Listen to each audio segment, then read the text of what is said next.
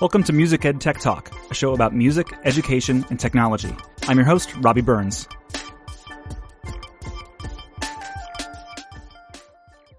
I hear you. I'm just trying to make sure I got everything. I did a lot of stuff with my studio setup pretty recently. Oh, okay. What are you using?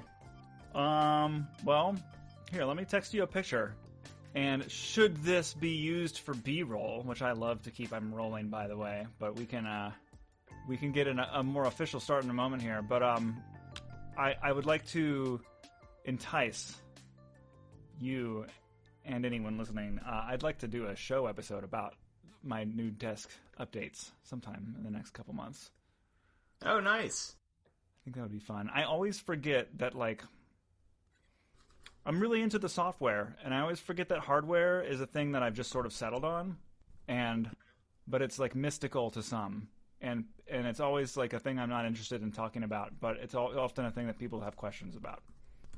I just have to find. I took a lot of pictures over the spring break of my family, and I got to find the one or two lone desk studio update photos that I was. Oh, here we go. Okay. Okay. There we go. Is this the before or the after? No, that's the before picture. The bottom line here is cable management is the impetus for this recent round of updates here. Here we go. Okay. Mm-hmm. I think that's so. Oh, I should actually send you the before, shouldn't I? Basically, there's was a rat king of cables under my desk, 4 surge protectors daisy chained together. Oh, dang. And I bought some Furman rack-mounted surge protectors, which allow the entire every electronic in that region of the room is now plugged into the desk itself. Mm-hmm. And the desk just has 2 Furman surge protectors plugged into the wall outlet behind it, so I can kind of really smoothly slide the desk in and out of the wall, and all the wires come with it. Oh, that's really good. Yeah. And then I did the same for all the USB outs. So I got this. You see, there's a little gray box to the left behind the MIDI keyboard. Uh-huh. And that gray box has 18 outputs for the computer. So just one wire goes into the Macbook, which I dock in there, and then it gives me all my USB. So all those little peripherals floating around my desk, those are all plugged into one giant hub. Oh wow, that's so neat. But I did some fiddling with the headphone. I just messed with all my hardware. So I'm glad that my headphones are working. My microphone is working. Yours is working. Great. Yeah, I remember dabbling with all that. And again, by comparison, I'm still on the same. Let's see, it's probably about a 12-year-old now, 12-year-old MacBook Air. So, oh wow, yeah. Because I'm at that phase now where if I do the new OS update, I could probably use Google Chrome, and that's about it. But because for me, this is just more of a laptop that I use for stuff like this or grad school Google Docs. So everything is pretty much sealed, and the next iOS update that is mandatory just to keep essential technology, I'm probably just gonna make the purge then. So yeah, well, this is actually. Do you mind if can we just roll into this here? Are you cool? It's yeah. Just this is the show, making this. Yeah. Because here's the thing, I thought. Well, actually, first, do you want to introduce yourself? Okay. Well, hello. My name is Doug Conrad, and I teach band at Urbana Middle School in Frederick County, Maryland, the home of Francis Scott Key. That's our name. That's our claim to fame there. There it is. Okay. You've been introduced. We're going to talk a lot more about you in a little bit, but I just thought you bringing up your MacBook was a perfect segue into a couple of newsy. So I try to cover what's a little bit what's new, but then this problem is I'm on a 1-month cycle here. So I sometimes say, I think it's important to talk about what's going on, but I also am, not a breaking, cutting-edge news tech show. So I wanted to just say there's 2 pieces of Apple-related updates that I thought would be worth mentioning here. And one of them is that in a recent episode, I was talking about Apple's education bundle for all their Pro apps, the Logic Pro, Final Cut bundle, that whole bundle. And in the episode, I said what at the time of recording was true, but is no longer true. Apple no longer sells a one-time purchase fee education discount for Final Cut, Logic Pro, Motion, main stage, that whole bundle has been discontinued, and they now have their new like subscription creative suite that you can subscribe to, which is a very good deal for educators. I think it's like $3 a month. But that is now the kind of the way they want you, if you're in education, to get access to those apps, unless you have already bought them. So no more one and done package. No more, and I'm disappointed. I mean, $200 for all 5 of those apps, because Final Cut Pro alone is $300 on the Mac App Store. So, like, to get that and Logic, I mean, I've used Logic probably more than any other professional creative app ever in my life, and just to get like all 5 of those apps for the price of basically Logic was a big deal.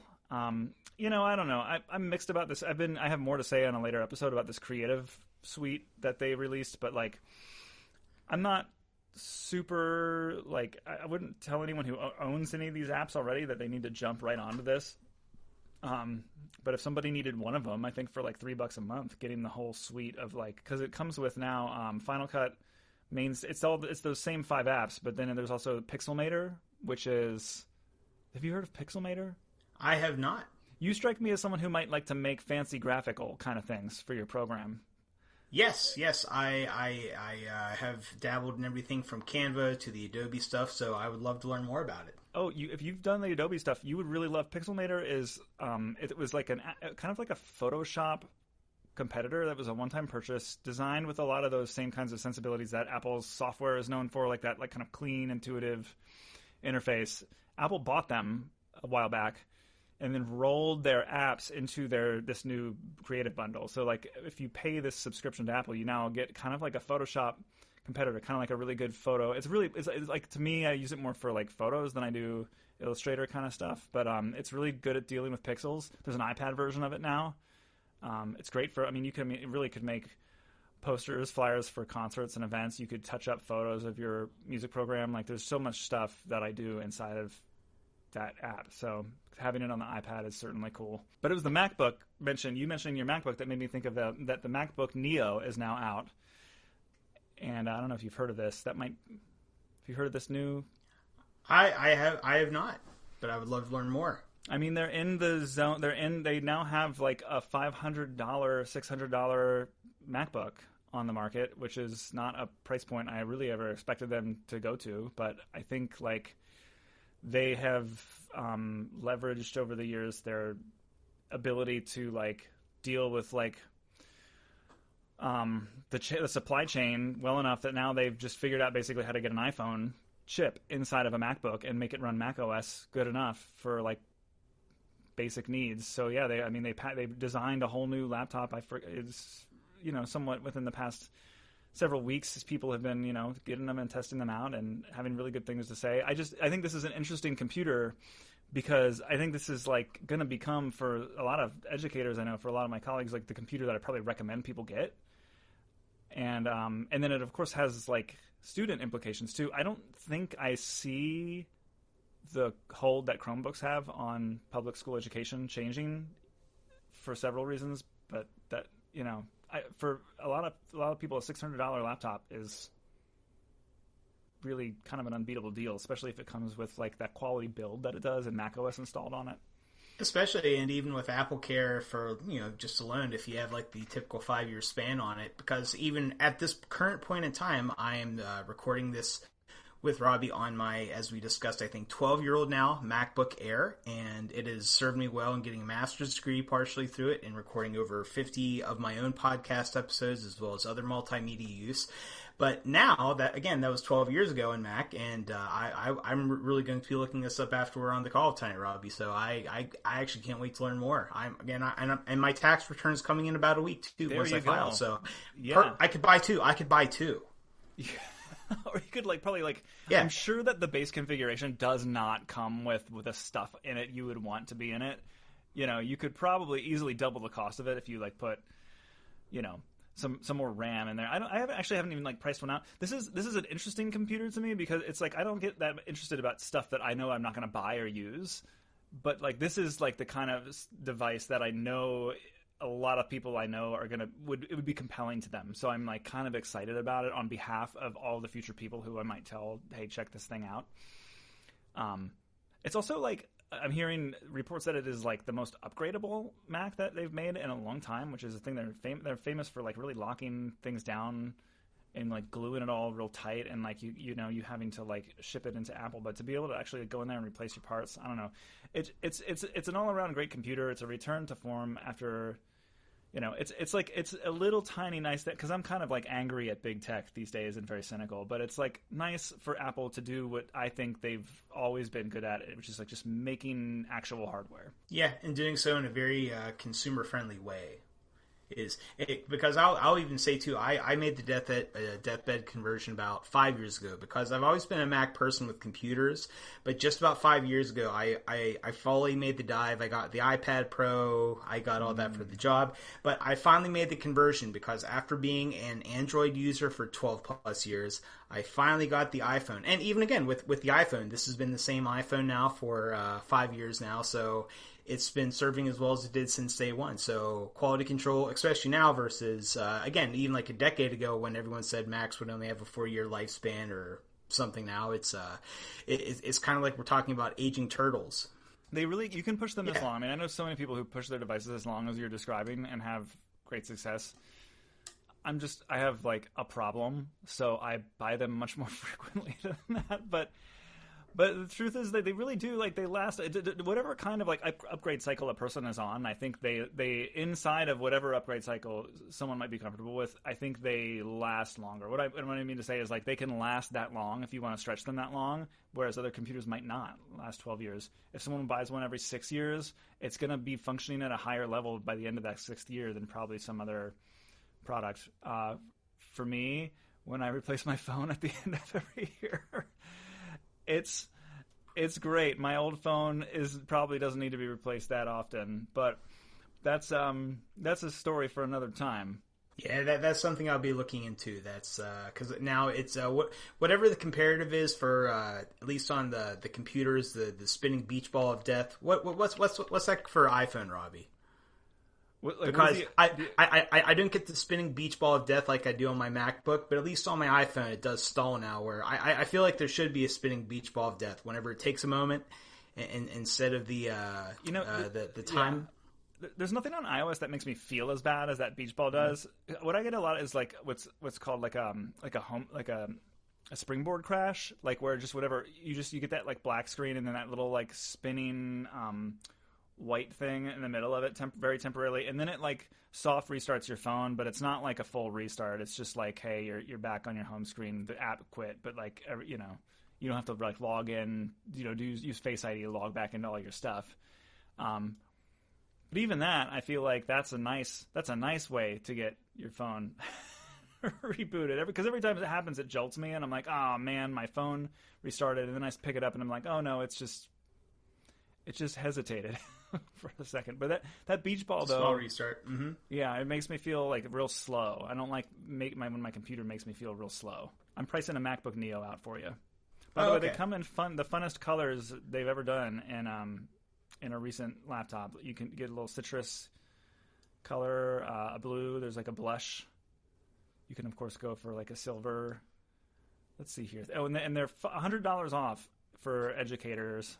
So $500 starting cost. I assume they want this in the hands of students in schools. I just unless a school system at this point is already using Macs, I just don't. The Chromebook thing. They're still so much cheaper than when you scale how many of them a lot of districts are buying. It's still not really a comparison. Like, I mean, this is a huge improvement, but like I think some of my school's Chromebooks, I'm guessing they're like $200 or less a piece. Oh, for sure, yeah. Still, I mean, that's still less than half. If you multiply that times thousands, and like replacement cost, yeah, or even just like upgrade and repairs in the long term too.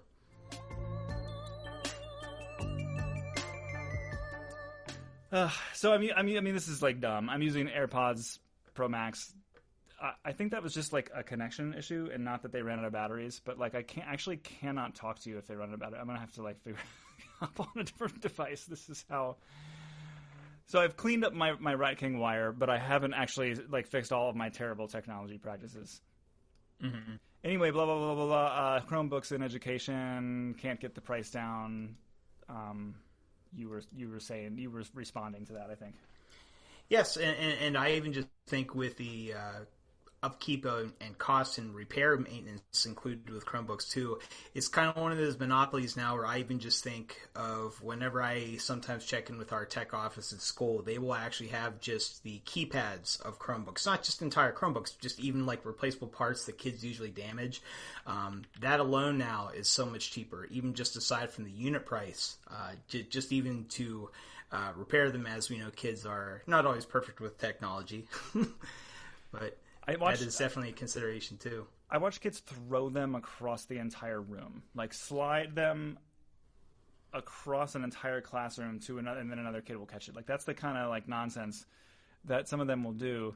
And it's not, it's like the infrastructure for the part replacement and how easy it is to do on the fly. I mean, because like media specialists are overworked everywhere, like it's insane. And for them to have this be somewhat more manageable otherwise, and also to, like, I hear from some teachers that kids can like replace the screens. That's how easy it is to do for a Chromebook. Like that you can have a bunch in the media center, and then they can swap it out with some amount of ease. And then there's the whole like single sign-on thing. Like all of our school's apps that we use for everything are like through a Google account, like a Google for Education account, but also the Chromebook itself uses that same exact login. So the kid can just like have a damaged Chromebook, hand it to our media specialist, get another one, type in their exact same credentials, and then they're just into that Chromebook with all their stuff. Like, it's the same operating system.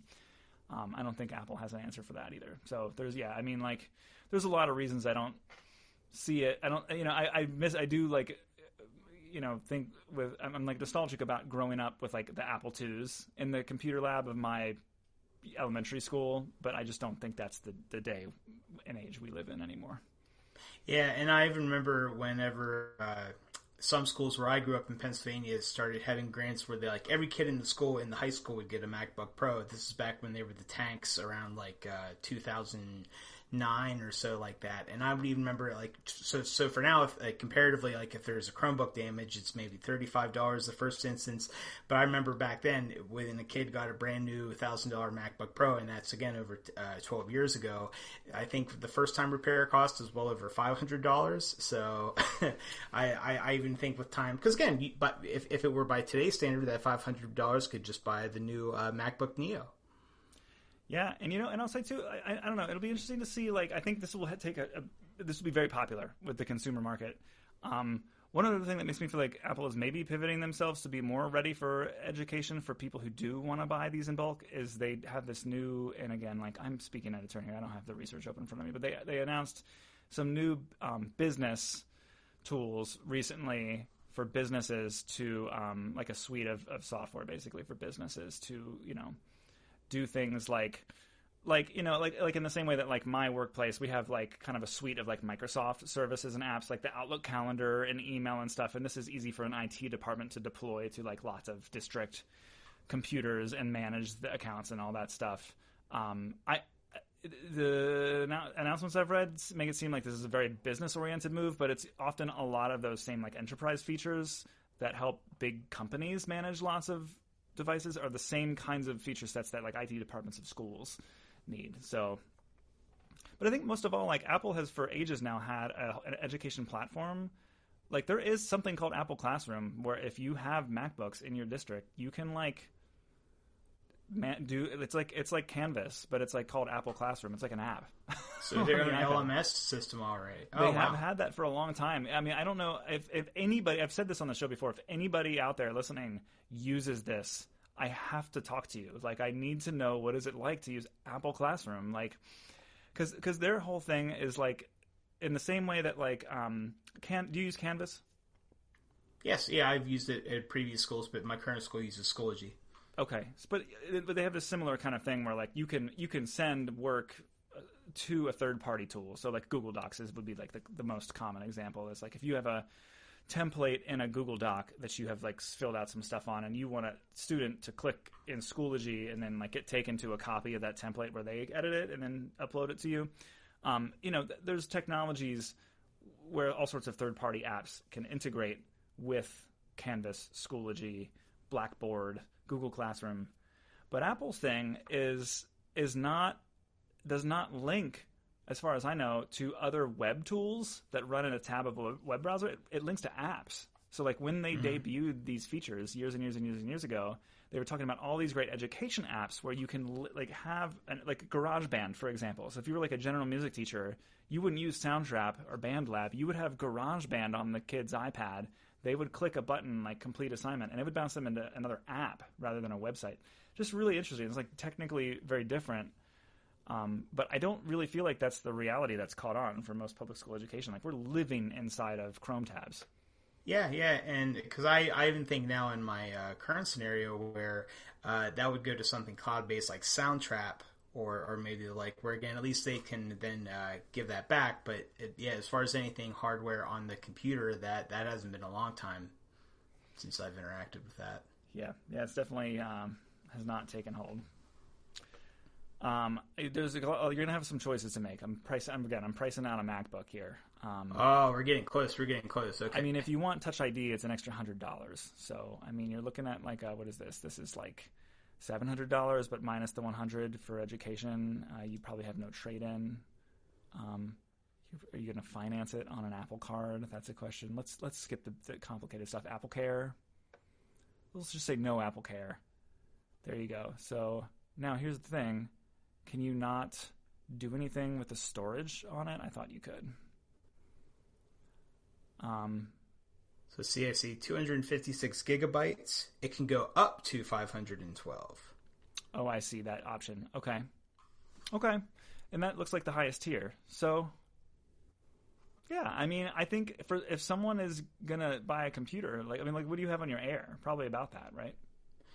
I'm around about 250 or so. Oh, okay. I mean, if you're making do with that, this would be like a double, And if you leave it in your studio space where you're recording right now, you could just plug an external hard drive into it if you wanted to.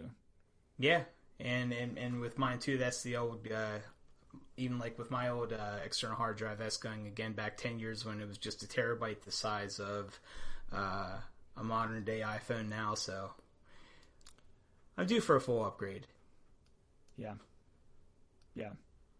All right, you got to keep me posted. Send me some text messages if you make a purchase. I will do that. I'm looking at that tax return as we speak, Robbie. Yeah.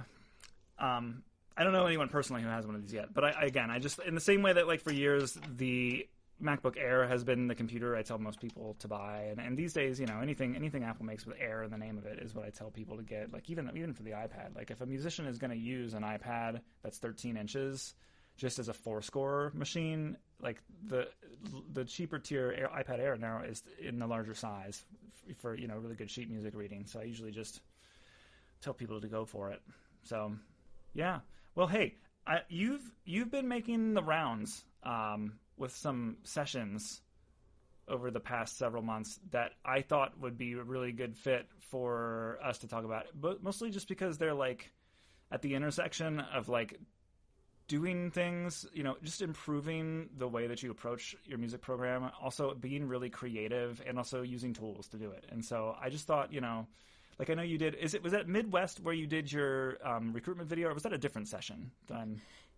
Yeah, so it was actually at the Midwest Clinic last year in 2025 where I presented. It's kind of like a TED Talk, but they call it a shop talk, which it's a approximately 20-minute session where it's on a very specific subject. So with mine, something that I've been doing at my current middle school now, but also at several other schools, is looking into recruitment videos or the art of recruitment videos as they relate to band programs, as it's something that we've seen a lot of people do. I even remember watching yours that you sent me a couple weeks ago. That was really fun to see.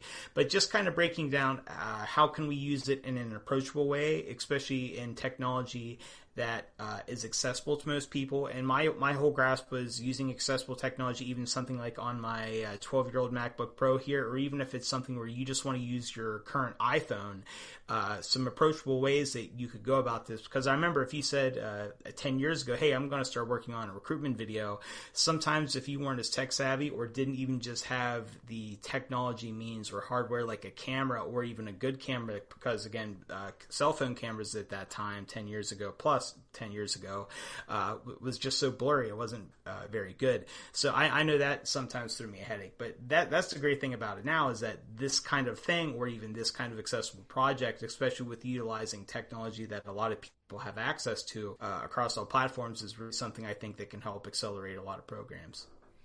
Yeah, I mean, to me, like I teach at a school with a pretty big program. There's 2 band directors at my school, and we enjoy just like all of the many kids who are coming through our program. And we have 4 feeder schools that are all elementary schools, and just being like doing anything we can to connect with them and make sure that everybody who wants to do band gets to do band, and that we don't let those connections slip through the cracks. Like there's just so many things that we do every year. I mean, I've been to visit each of those schools like 3 times each so far this year.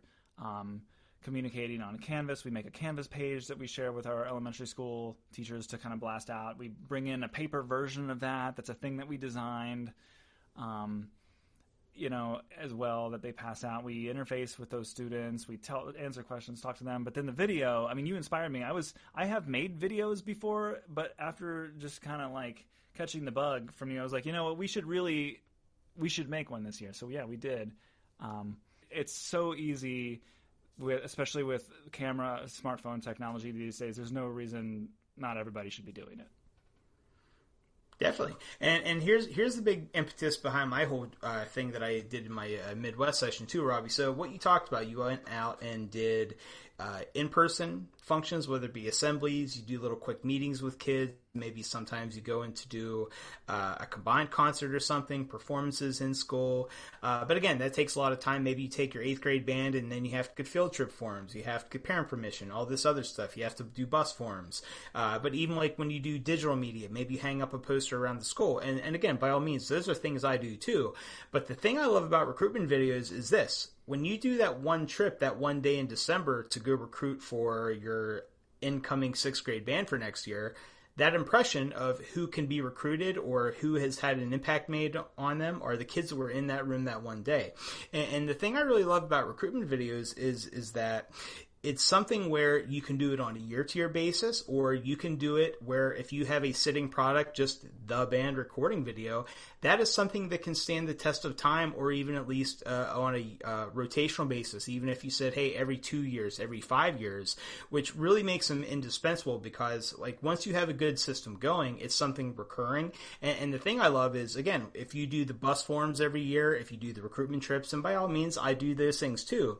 The thing I love about if you have a recruitment video, especially something accessible in the form of a YouTube link, all you have to do for your recruiting trail is get enough people to email it to within the schools that you're feeding into and hit send on an email. That's pretty much it. And honestly, that has taken so much effort of recruitment, which again, the big check mark that we're trying to think of recruitment is how many people know about our band? How many people know about you as the director? How many people know about what it has to offer, i.e. fun, life-changing experiences, all those wonderful things we know that band does for kids or music in general. But the great thing is with recruitment videos, you can check them off. And again, they can be as customizable to anybody. If you're in a small school, big school, if you want it to be 90 seconds long when fun and peppy, or if you want it to be cinematic in 5+ minutes with, some of the technology you mentioned earlier, where if you want to use Logic and all this kind of things, or if you just want to go with the simple version of something even on an iPhone like iMovie. It's approachable for everybody, and especially now with accessible technology, anything can look good, or even with background music. It's really remarkable how quickly this is developed and is approachable for everybody too. Yeah, I'd love to talk about like the range of tools from like complex to simple in a minute, but like I'm wondering, what are things that you think are important to be in a recruitment video? Okay, so if we're going to talk about components of a recruitment video, I always try to think backwards first. So kind of to circle back to that word that I used as far as the checkbox, right? So thinking about what are the goals of recruitment videos. So things that we want our recruitment videos to at least do are, again, letting as many people know about our program, our music program, as possible. So that means, what do kids know about the music program at the school? What do they know about you as the teacher? Meaning, do they know that you're fun, that you're approachable, that you're looking forward to spending time with them? Do they know about the exciting things that you have to offer, whether that be life-changing concert experiences, honors band opportunities, trips to Hershey Park, or even Disney World if you do high school, or even just some fun things about the school? Does your principal take pride in the middle school program? Do you have a large amount of kids that go to honors bands, all-state band, all-county band, or things that can await them that are not available at the elementary school experience yet? There are so many things you can include, but I think if you really look at kind of breaking it down into a few points, there are a lot of different options that can check a lot of these boxes, if not all. So something that I tell a lot of people to do is if you just Google my name, Doug Conrad, and Midwest Clinic, which again, I am not endorsed by Midwest in any way, but you can at least look on the Midwest Clinic website from my session in 2025, where I do have a handout as well as my slides from that clinic.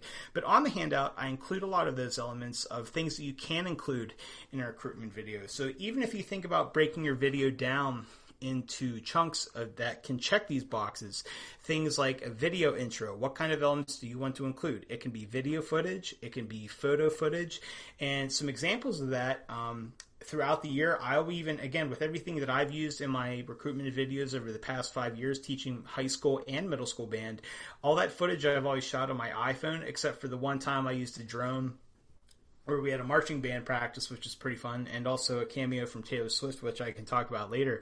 But something, though, that is really neat is just even some pictures or footage of the kids having fun, showing what they value with it. Even in the middle of a marching band practice, just sometimes getting that action footage is really accessible too. But even I think things that can be really good to include are actually... And again, the cool thing that you can do with recruitment videos that no other means of recruitment tactics can do is you can actually show them what band will look like next year. So even in your recruitment video that you shared with me a few weeks ago, kids can actually see, hey, what does Mr. Burns' music room look like? What do the kids sound like? Or what will I sound like when I'm in 8th grade band? How much fun? And they can actually see the kids in Mr. Burns' 8th grade band right now, smiling, having fun, making friends, and doing all those great things, whether it be social, musical, or even academic.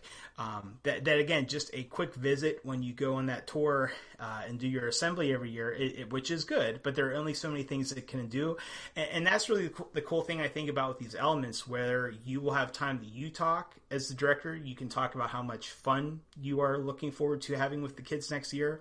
But other even elements too, I like testimonials. And by that, I mean testimonials from different stakeholders in your school. Obviously, the biggest testimonial of anyone that kids will listen to are kids themselves. They will listen to people that look like them age-wise, and even if you cover your student demographics within your video, that can go a really long way. Getting kids to talk about what they find most meaningful about band, but also with that, getting them to include inclusive language, because again, as we know, band or music programs in general are a community. A word people use a lot is the word family, but getting them to use that inclusive language, like saying, I look forward to seeing you next year. I can't wait to see you next year in band. You're going to have such a great time with us. We look forward to seeing you. But even getting other stakeholders too. I always have a principal on. We have a very supportive principal in my school, but even just getting them to talk about what they find most meaningful with the band program, or that they look forward to it. Because a great thing that is something I love with recruitment videos, kids can see it obviously, but also who else can see it that can't see it whenever it's the in-school assembly? People like their parents, other teachers as well for that matter. So if you get other people like the school leader in your school to talk in those little testimonials. So, and again, these are maybe 10 to 30 seconds. It doesn't have to be long. But that also does a lot of good things, because it helps build trust with parents, as seeing, aside from you saying how awesome your music program is, it also helps build the impression that this is something supported, something worthwhile. Because again, as we know, music and band in particular, they are optional. They're not always required, at least in most schools nowadays. So to even build that trust and checking, again, a lot of those different boxes, whether it be showing people the engagement part of what we do in band, or even just the trust part of saying, hey, we want you to come sign up, but how do we get people to seal the deal in terms of recruitment? It can really do a lot of those things. And even something I like doing too, and I call it a hook. So even if there's something that you can do with recruitment videos to get kids talking, because again, the more you can keep them engaged, even while they're in your little in-person assembly or even while they're watching their video, the more you can get people talking or keep them engaged is ultimately what does the recruitment job for you too. Because it's one thing where if the teacher plays the recruitment video, but if there's something like an inside story or a little joke or some kind of thing that can get people just saying, hey, did you hear about that? Did you see that in the band video? Even if there are kids that aren't going to be in band, or even if it's just other teachers. And I'll give you two examples here, Robbie. So anyway, what I did last year was, as you know, you teach middle school too. So around the fall last year, the big thing in teaching middle school was Taylor Swift. And which again, she's still pretty big nowadays. But with Taylor, that was something where I got a little idea from this. So what we did was where with my band, we went and did a December holiday tour. So my 8th grade band went to all of our feeder elementary schools, and we did a little 40-minute assembly where we did some in-person interactive stuff. We played some typical band music, some holiday music. But then I also got on, and again, thinking of that hook, something that keeps the kids talking. What I did was in my assembly, to all the elementary kids, this could be in a cafeteria or elementary school gymnasium, I said, okay, well, what we're going to do is in our next medley of hit songs, we're going to honor a dear old friend of mine, because many years ago I grew up in Pennsylvania, and I basically gave just a very bad story about how when I was in elementary school, it's a little white lie, but when I was in elementary school, I grew up, and in 2nd grade all county chorus, I met Taylor Swift, but eventually she had to move away for her big destined career in Nashville. But once I mentioned that to kids, and I said, well, we're going to honor my dear friend, does anyone know who she is? And once a kid said, oh, is it Taylor? And I said, you're right, Taylor Swift. The whole gymnasium of elementary school kids just went nuts, and we went right into a medley that we arranged of her hit songs. But where I'm getting at with that hook is this. So what I did last year, and other things you can include in your video too, are even different types of multimedia, whether it be something through Fiverr, and what I did was even through use of Cameo, because you can get everything from the guy from Pawn Stars to tell you happy birthday. But what I did was I found a very bad Taylor Swift impersonator, and it was the best $30 I ever spent. I think her name on Cameo is actually Trailer Swift, but at least like for a 30-second blurb, she's passable. But I got her, and she was able to go on and say in a little video clip where she's looking at herself, and she said, okay, everyone, you're going to have a great time in your band middle school band next year with Mr. Conrad. He's an old dear friend of mine, and even including some Taylor-esque verbiage as shake it off and all those fun things. It was a really good thing. So including little things like that, because the point of that is even if it's a non-band kid that sees that video, that's something that keeps them talking, because it kind of goes into the psychology a little bit of what these videos can do too. Aside from letting people know what the check boxes are. Hey, who's Mr. Burns? Why is band awesome in Mr. Burns' classroom? Why should I sign up? What awaits me? Even just doing things to get them talking about it and letting them do the recruitment work for you, if you will. That is another great thing that I think recruitment videos can do that no other form of recruitment, in person, print media, any other kind of thing can do, which is really why I think the options are limitless. Yeah, that's awesome. So you got to share, if you have a clip available, you got to show me the Trailer Swift. Oh, if you got to go, okay. Well, if you just do, if you Google Urbana Middle School Band. I was going to ask: is this so? Because you've presented on this subject, is this something that listeners of the show can see online? Your video, that is. Yes, yeah. So if you actually go to YouTube, this is not my personal account. I'll say that for the legalese of that. But this is my school account, and it's called Mr. Conrad's Music Room on YouTube. But if you just Google Urbana Middle School Band and go to the Google video search, you'll actually find a couple examples of our recruitment videos. But if you look up ours from 2025, this is actually our video from last year. And I have a couple other from previous years, because I had a spree where I did a video a year. I didn't do one this past year because, as I said with recruitment videos, the thing I love about them, you can reuse them from time to time. So as Taylor is still a hot topic, when I went and did my elementary school visits this year, the Taylor talk, very much like talking about Santa Claus, still stood the test of time with kids. So next year I don't think it'll be so active, so I'll have to make sure to get up on a new one. Okay, good. I'll link this video in the show notes. And due to child no photo reasons, I am unable to share mine. But I will say what I did with mine was the strategy was I wanted them to here's play. So we were working on an arrangement of Never Gonna Give You Up, and they were like, we got to play this for the video, and I'm like, okay, great, we'll do it. So I had filmed us playing it in the band room, and they said, see you next year right at the end of the last note. And then I just edited over top. I pulled maybe like 5 groups of friends or single kids who just said they wanted to share something about why band is meaningful to them. Recorded those in the next room over, and then I used Final Cut Pro, which is overkill for this kind of project, but I just have a couple of like B-roll moments where like the song starts, you're watching us play, and then there's like a brief introduction from me, and then after the song gets kicked off, it just like kind of cuts to students, explaining why a band is meaningful over top the music. The music kind of fades out underneath them a little bit. My shining moment though is it was perfect in the video. These 2 girls in the clarinet section like hearted each hand, put their 2 hands together in a heart shape right after the last note as they're yelling like "see you next year," and I was like, oh, I got to do something with that.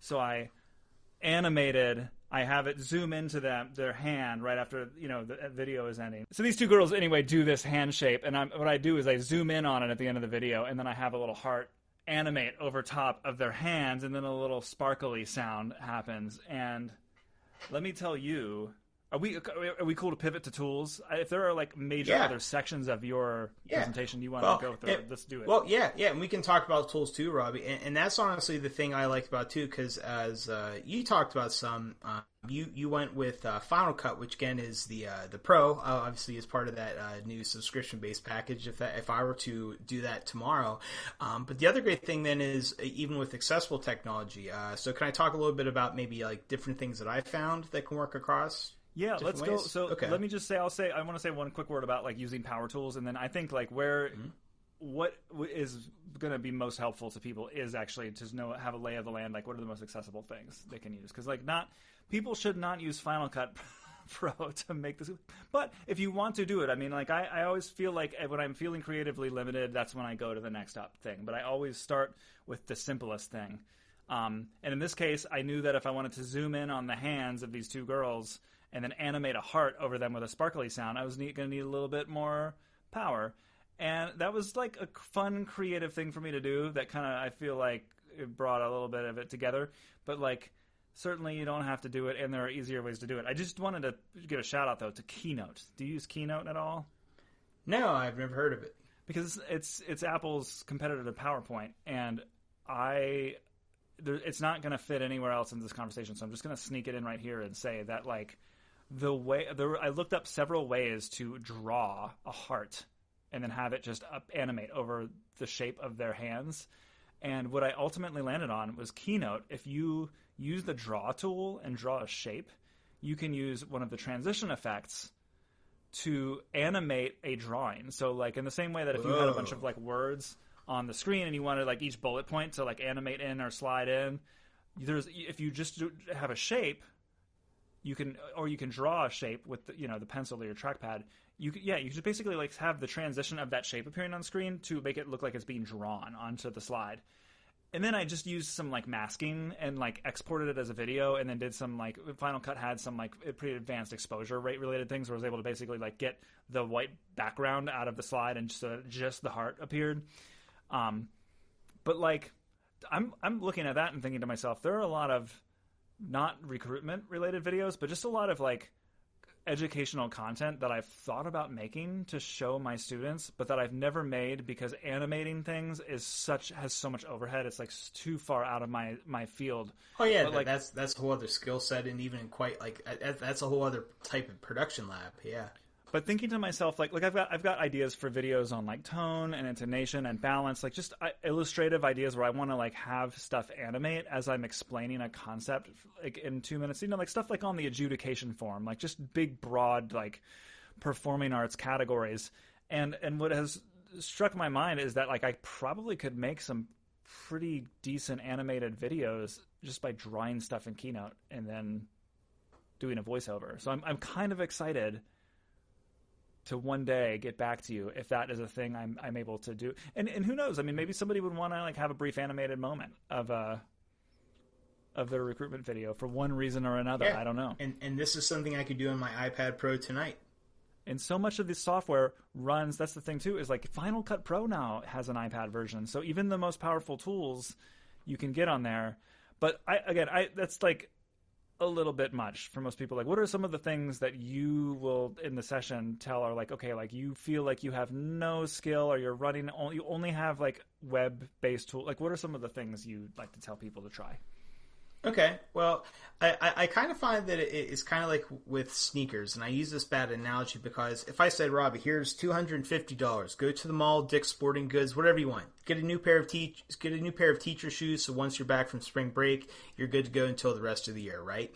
But usually when we go look for shoes, at least I know, like me now, I'm kind of set in my ways. I get angry when they change things at the grocery store, so I'm kind of set on the brand. I love on-cob sneakers, so anytime I have to make my one or two purchases a year, I go for that. But where I'm getting at is sometimes when we think about what type of technology gravitates towards us, especially like when we think in layman's terms, maybe not as something in depth that got obviously as you talk, like if you're using Final Cut, but let's say if I'm just a general iPhone user, typically since they're used to the Mac platform, if you will, gravitating to even something like iMovie, even if it's the iPad or iPhone version, that is completely accessible. Or if it's someone who might use a lot of cloud-based stuff, or maybe it's something where they already make small movies for TikTok or something.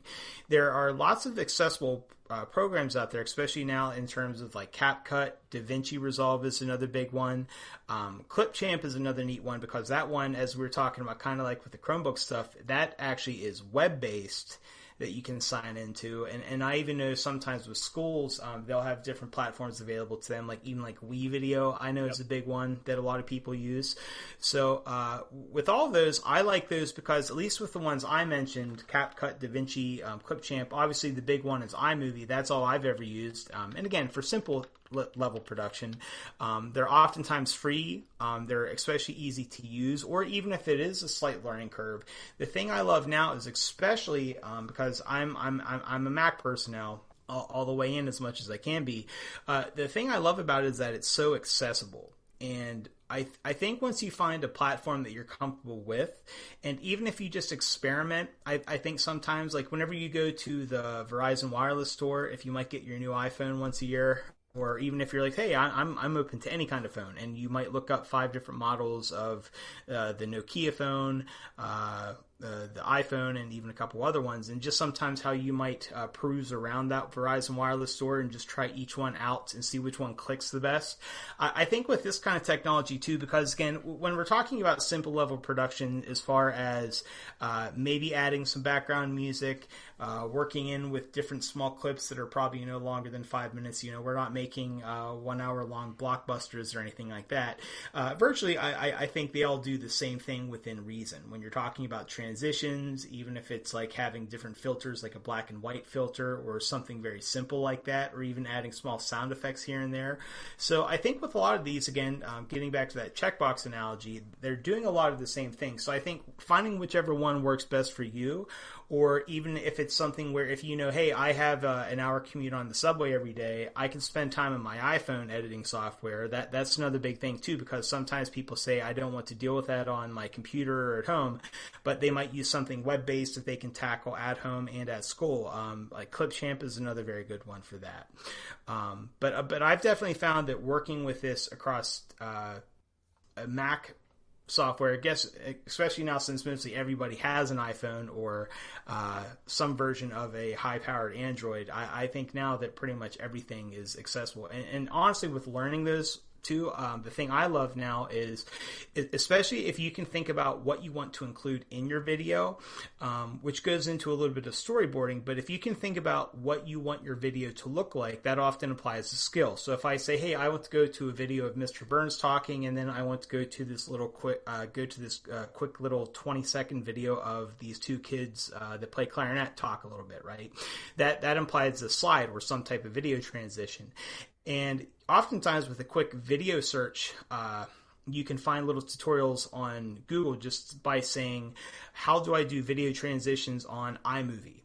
Right? But honestly, if I were to go back and do this, and a lot of these transitions or skills that I talk about, even for simple video editing production, you can find in my handout from the Midwest Clinic if you look it up on their website, or if anyone ever wants to email me, dougconrad@gmail.com, I can email you this too, where it talks about simple ways to include some editing skills. But honestly, the thing I love about now, and especially if it's something like iMovie, if you have ChatGPT open and you talk to ChatGPT, because again, maybe you don't know what the actual skill that you're trying to do is, but at least if you talk to if you talk to ChatGPT and say, okay, I'm on iMovie and I'm creating a thing where I want to transition from one video to the next. How do I do that? Where a YouTube video will show you click this, click this, click that. Even with accessible, widely used technology now, even if something like ChatGPT, if it's explaining fundamental video production tools, that's actually a little workaround that I've worked in as well. That if I had to go back and do my Midwest presentation again, I didn't talk about that in Midwest, but I would totally add that now, because even if you can describe what you want it to look like or what you want it to do, it can explain that, whereas some technology like Final Cut can do certain things that iMovie can't, but it can at least talk to you about what options are available out there and how to approach doing them. So which of these tools did you use for your 2025 recruitment video? Okay. So obviously with a lot of that recruitment video, all that was shot on my iPhone. So whether it be concert footage, that was something maybe I had my iPhone on a tripod in the auditorium when we performed, or kid testimonials, that's stuff that I used. But anyway, with all that footage, whether it be video, audio, or even just little clips of things, what I utilize in that, and this again came off that list that I have on my handout here, importing and organizing media. So how do I get that video? How do I get those audio or photo samples into iMovie just so that I can start moving them around a little bit and organizing them? Another couple ones that I really like are inserting video and photo. So once you know the media that you want to utilize in your video, how do you organize that on your timeline, if you will? And again, that would look the same in iMovie or CapCut or any of those. Another big one then is inserting audio. So even aside from if you have the little video of you talking about band or videos of kids talking about band, how can you adjust audio or input audio? Because that's one thing I really love to do too, is utilizing resources like Pixabay, or even with iMovie now, they have a great catalog of background music that you can easily implement. Or even, I've always been a big user of, I believe it's called Ben Sound. I always give them credit in my YouTube videos. But just by even utilizing some background music, whether it be symphonic strings doing a background when you have someone like, one time I had a Morgan Freeman impersonator give like a little symphonic intro to the band. That was pretty cool. We did a play on the movie The Terminator. I called it the Bandinator. But even if it's importing different things where like I do a voiceover, there's a lot of great tools to use with that too. Transitions, how do I transition from one video to the next? Do you want a swipe away? Do you want a fade away, a blur? Looking at basic color correction, because this can be sometimes too, especially if you have video footage that's in a classroom with a lot of LED lights and it's just very blaring and very white. How can you make that a little bit of a darker hue so it just has a little bit more of a natural color appeal? Some other, again, these are all fundamental aspects, but looking at how do I crop a video or photo? So if I have a photo of the entire band in the gymnasium playing for an assembly, and I want to make that photo just of the band, assuming it's a high resolution photo that would work, how would I do so? Other good ones to know are speed adjustment. So obviously, especially with the video, if you want to take that 10-minute long video of a concert but cram it into 30 seconds where kids can just see what it looks like, obviously not what it would sound like, but how can I do that? Or even ways of making a video slower for a dramatic effect. Exporting and sharing, this is big, especially when it then comes down to, when you think about how do I want to share my video? Do I want to share this as a file that I just play on my computer? Do I want to optimize this to share on something like a school YouTube account or something like that, school-wide social media to share? And then just learning about the different ways to do that, because you can export as a file, or if you're like on something like an iPad, this is something where you can export it directly to YouTube. instead of having to make it its own file. So looking into those ways is definitely a good way to look into how, because I always try to think about skills like what do you want it to look like, and then working backwards. And then even with use of something like ChatGPT, if you can describe what you want it to look like, okay, I want to start from a black screen and then I want to slowly fade into a video of my band performing a concert. It could talk about what skills or what exact steps to use, whether that be a crossfade, a cross blur, or any of those kind of things as well. Yeah, I think it's always starting with what you want is it with technology. And I know for anyone who might be, I mean, video editing software, I understand, can be daunting just because it is a really time-consuming medium to work with, and it's a little daunting to some. And I think, like with all technologies, I like to remind people that like no tool should ever be in search of a problem. Like, start with what do you want to accomplish. Like, this is with my heart. I would have never arrived on Keynote had I not first just started asking my question like, what do I want this to look like?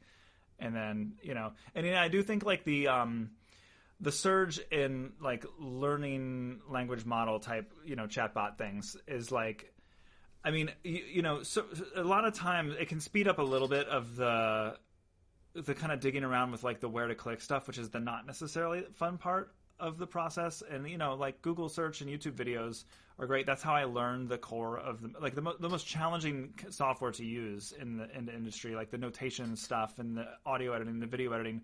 I learned that through video instructional courses, and I'm really glad I did, because I feel like it gave me like a really like deep and rich understanding of how software wants to be used and needs to be understood, and how the interface design relates to your goals. But for people who are sometimes just looking for like, where's that one button I need to click, it can be pretty helpful to search inside one of these, because it's just basically beefy search. I mean, it's interpreting because you can ask the question pretty dumb and get somewhere with it. Now you can also like get way more with it if you know exactly what question to ask one of these AI chatbots. But like, I mean, and then they're also, of course, like sometimes making up stuff. But like I was in my situation able to ask Claude, I was like where in the menu bar is the tool I'm looking for in Final Cut? And it was like, here. And I was like, it's not there. And it was like, what version of macOS are you on? And I'm like, this one. And it's, oh, okay, it's here. And so like it can really, I think, get straight to the point in a way that like a 30-minute YouTube tutorial, you might need like 2 seconds of that video and it's buried in there. And that's frustrating, to have all those, to have that, know that the information is out there, but you got to like do treasure tracking to get exactly to what you want. So exactly, and that's where I think about now, like especially like if I were to go back and do this again, I would really try to think about if you can think of the exact thing you want it to look like, and then get AI or some means to tell you what exact skill that would be. Even if you just prompt it by saying, what video editing skill would it be if I wanted to go from one video to the next? Obviously, that would just be a quick video transition, but they will be able to tell you this is that skill. And then if you wanted to further that and say, how would I do that in iMovie? If it could tell you the exact buttons, great. But at least then if I know, oh, I'm using iMovie and then I'm looking for video transitions. And the thing I love about it now too is even if you just go to YouTube and then just type how to do blank, whatever skill you're looking for in blank, whatever software or platform you're utilizing it. Because again, iMovie on the iOS version versus other means can be so different too, because they will tell you to click different buttons, right? But if you can say, hey, how do I do video transitions in iMovie on iPhone? That can go a long way of even just finding those 2-minute tutorials, because that's, again, that was the daunting thing whenever I first started working with simple video editing, was just having to filter through those 30 or even sometimes hour-long video tutorials where all I just wanted to know, click this and click this, click this. I'm looking for 3 buttons. That's it. That shouldn't take no more than 30 seconds. and that was a hard thing. But now, like, there are so many things out there where, but even if it is, again, with use of AI, if you go and find that 30-minute tutorial, if it's something on how to use iMovie as a crash course, you can oftentimes find that where in the timeline of YouTube videos, they will have the at least summary or the topic described, if you will. So if you're looking for transitions, you will oftentimes find that in those longer ways as well. So again, it's thinking about what do you want overall, and then using those different means or tools to go about finding and getting what you want out of it, whether it be learning how to do it or looking what options there are across the board, if you will, if there's multiple ways to do it. Totally. Yeah. I agree with you, though, like with the phone. I mean, and I didn't mention this when I was talking about my video, but of course I recorded on my iPhone. I wouldn't even think twice about doing anything else. Yeah, I mean, it's all the tools are so they're just in our hands, and I think the quickest thing, simplest thing that might be on the other end of the spectrum of what some of our more ambitious ideas we've shared are still is going to go very, very far. Like that's the thing about videos. Video is a very engaging medium. So like and the other thing I'll say too, this is like maybe an in the weeds editing thing, but like I think it's mainstream to jump cut. Like I think the pacing of the videos being kind of like fast and snappy and to the point is so much more important than like the perceived cinematic quality of it, which is to say that like if you mess up your speech and then you just like say the thing again and then you cut it in a way where it's like kind of chopped up but the point comes out crisp, and even though your head is like moving around in a kind of jerky way, like that's how all the YouTubers edit these days. Like that's a very, very much like it's a very well understood kind of way of like editing that people are used to. So I would say to anyone out there, going for something that's engaging and quick and easy for you to make, that is moving pictures, is going to go so much farther for you than nothing at all. And it doesn't have to be this huge undertaking. Oh, of course. And honestly, I think too, especially getting back to the Chromebook thing, especially now with how Chromebooks in general, I think have affected the young person's attention span. If it's something you can even keep shorter to engage that shortened attention span, if you will, I even think that even just makes it all the more engaging. Because ultimately, again, it looks like multimedia that they're already used to consuming anyway most of the time. Because that's actually something, too, that's an element of if you're going to use this as a form of something like a YouTube video through a school account, something I like utilizing is something like Canva or even like Pixel, as it sounds like you talked about, even making a YouTube thumbnail. And what I did, getting back to that heart idea, too, was as it dealt with some of that bad Taylor Swift impersonator, another big thing, and he's still popular today, but he was really big, especially a year ago, was that, remember like the Mr. Beast YouTube thumbnails, how it was like highly saturated and it looks cartoony in a way. That's actually something where I was using Canva at the time, and I went into Google and said how to make a photo of myself look like Mr. Beast, or make it look like a Mr. Beast YouTube thumbnail. And by utilizing simple, again, 5 3-minute long tutorials, I was able to do that, where I had a photo of the Taylor Swift impersonator and me making the heart shape with my hands as part of the YouTube thumbnail to give it some flair as well. All of the resources that you mentioned, if they are on the web, I will make sure they are in the show notes to this episode, so people who are in their podcast apps can swipe down or right or left or wherever that is in your podcast app and then tap on some links. Where is there stuff you want to promote? Like, are you on the web anywhere people should go? Do you have other things on the web people should check out?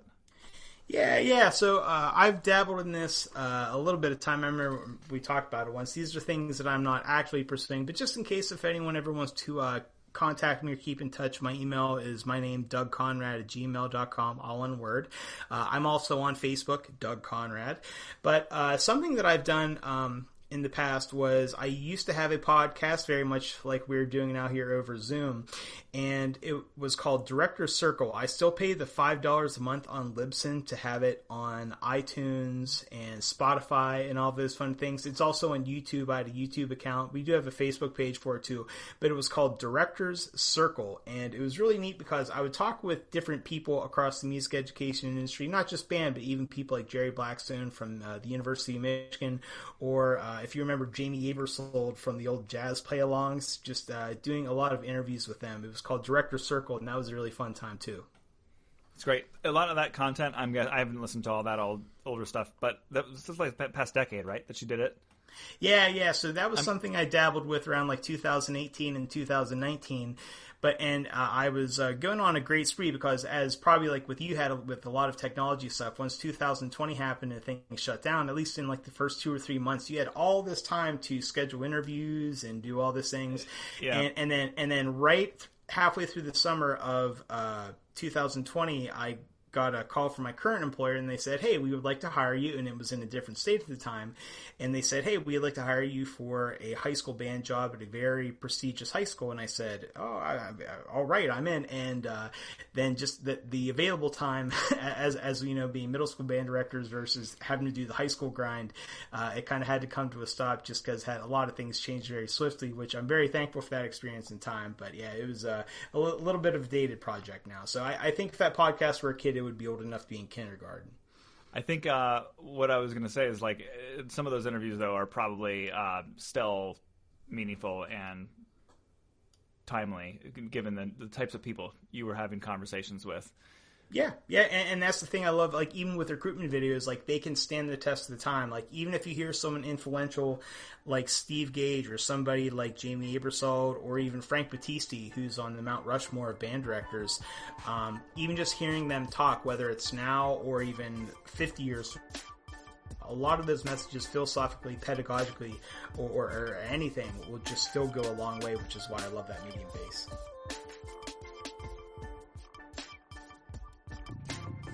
Thanks for listening to Music Ed Tech Talk. I hope you subscribe to the show and review it in your favorite podcast app. You can find me at robbieburns.com. The show is edited by Jay Matejko. Design work is by Ryan Bailey. Everything else is by me. See you next time.